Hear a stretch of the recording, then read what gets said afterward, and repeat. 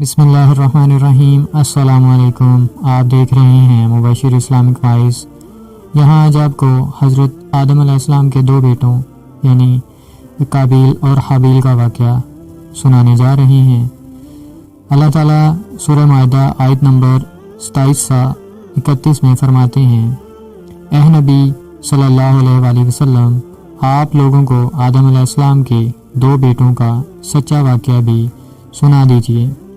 جب ان دونوں نے اللہ کے لیے قربانی پیش کی، ان میں سے ایک کی قربانی تو قبول ہو گئی اور دوسرے کی قبول نہ ہوئی، تو وہ کہنے لگا، میں تجھے قتل کر ڈالوں گا۔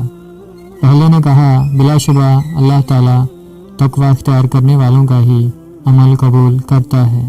اگر تو مجھے قتل کرنے کے لیے اپنا ہاتھ میری طرف بڑھائے گا تو میں تجھے قتل کرنے کے لیے ہرگز اپنا ہاتھ نہ بڑھاؤں گا۔ بے شک میں تو اللہ سے ڈرتا ہوں جو تمام جہانوں کا رب ہے۔ میں تو چاہتا ہوں کہ تو اپنے ذمہ اپنا اور میرا بھی گناہ لے لے اور پھر تو دوزخیوں میں شامل ہو جائے۔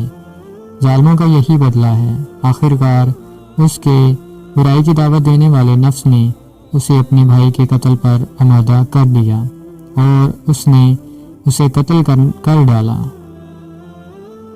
بس وہ نقصان اٹھانے والوں میں سے ہو گیا۔ پھر اللہ نے ایک کوا بھیجا جو زمین کھودنے لگا تاکہ اسے دکھائے کہ وہ اپنے بھائی کی لاش کیسے دفنائے۔ یہ دیکھ کر وہ کہنے لگا، ہائے افسوس، میں اس کوے جیسا بھی نہ ہو سکا کہ اپنے بھائی کی لاش چھپانے کی تدبیر نکال لیتا۔ پھر وہ بڑا ہی پشیمان اور شرمندہ ہو گیا۔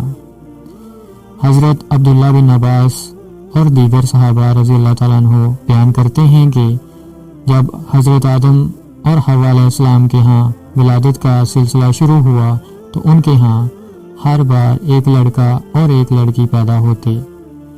حضرت آدم علیہ السلام کو یہ حکم تھا کہ ہر لڑکے کی شادی دوسرے لڑکے کے ساتھ پیدا ہونے والی لڑکی سے کریں اور دوسرے پیدا ہونے والے لڑکے کی شادی پہلے لڑکے کے ساتھ پیدا ہونے والی لڑکی سے کریں۔ حضرت آدم علیہ السلام کے ہاں ایک مرتبہ قابیل اور اس کی بہن پیدا ہوئی اور دوسری مرتبہ حابیل اور اس کی بہن پیدا ہوئی۔ سابقہ اصول کے مطابق قابیل کی بہن کا نکاح حابیل سے اور حابیل کی بہن کا نکاح قابیل سے ہونا تھا۔ اتفاقی طور پر قابیل کی بہن حابیل کی بہن کی نسبت زیادہ خوبصورت تھی، اس لیے قابیل نے چاہا کہ اس کی شادی حابیل کی بہن کے بجائے خود اپنی ہی بہن سے ہو جائے۔ حضرت آدم علیہ السلام نے قابیل سے کہا کہ اپنی بہن سے حابیل کو نکاح کرنے دو، لیکن قابیل نے انکار کر دیا اور سمجھانے کے باوجود اپنی ہی بہن سے خود نکاح کرنے پر اصرار کیا۔ حضرت آدم علیہ السلام نے ان دونوں سے کہا کہ تم اللہ تعالیٰ کی راہ میں بطور نذرانہ قربانیاں پیش کرو، جس کی قربانی قبول ہو جائے گی وہی حق پر ہوگا۔ حابیل بکریاں پالتا تھا، اس نے ایک موٹی تازی بکری قربان کی اور قابیل کھیتی باڑی کرتا تھا، اس نے گھٹیا قسم کا اناج اللہ تعالیٰ کی راہ میں پیش کیا۔ دونوں نے اپنی اپنی قربانی میدان میں رکھ دی۔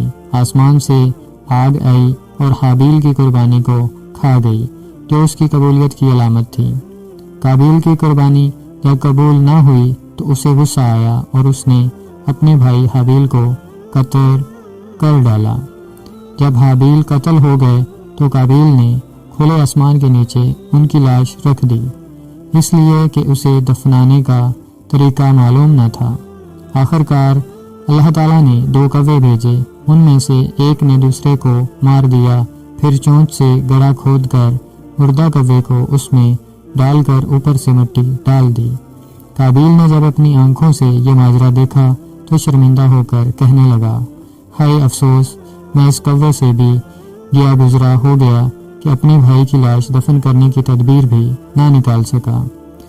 رسول اللہ صلی اللہ علیہ وآلہ وسلم نے فرمایا، جتنے بھی لوگ ناحق قتل ہو رہے ہیں ان کا گناہ آدم علیہ السلام کے بیٹے قابیل کے حصہ میں بھی لکھا جا رہا ہے، کیونکہ انسانوں میں قتل کی ریت سب سے پہلے اس قابیل نے شروع کی تھی۔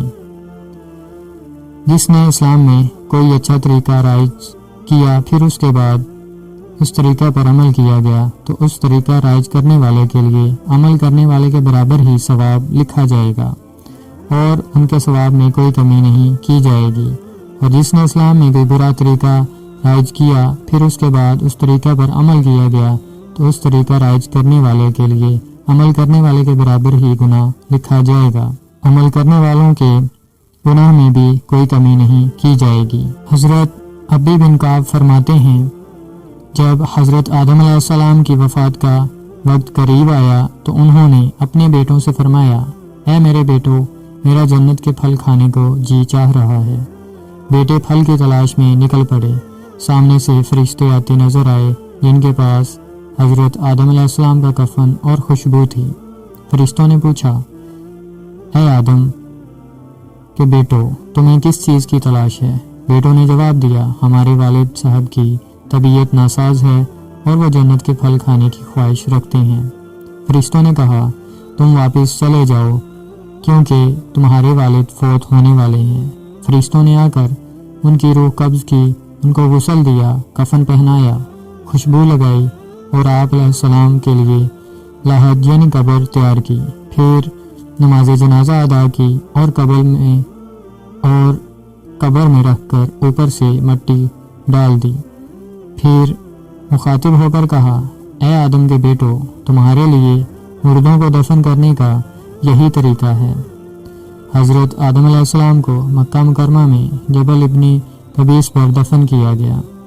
حضرت آدم علیہ السلام کی کل عمر 1000 سال تھی۔